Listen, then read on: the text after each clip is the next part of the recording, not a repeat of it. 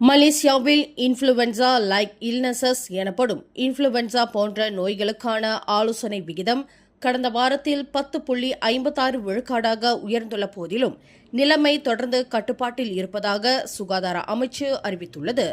Influenza அறிகுறிகள் தென்பட்டால் பொதுமக்கள் பீதியடைய தேவையில்லை என்றும் உடனடியாக சுகாதார மையங்களில் சிகிச்சை பெறுமாறும் துணை அமைச்சர் டத்தோ லுகனிஸ்மான் அவாங் சவுனி கேட்டுக்கொண்டார். அறிகுறிகளுடன் வரும் நோயாளிகளுக்கு சிகிச்சை அளிக்க போதிய நடைமுறைகள் சுகாதார அமைச்சிடம் இருப்பதாகவும் இது தொடர்பாக சுகாதார வசதிகள் மூலம் தொடர்ந்து கண்காணித்து வருவதாகவும் அவர் தெரிவித்தார்.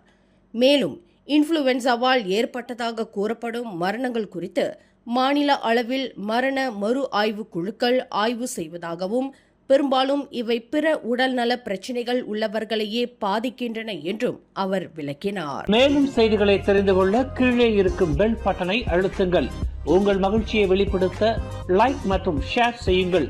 தொடர்ந்து திசைகளோடு இணைந்திருக்க சப்ஸ்கிரைப் செய்யுங்கள்.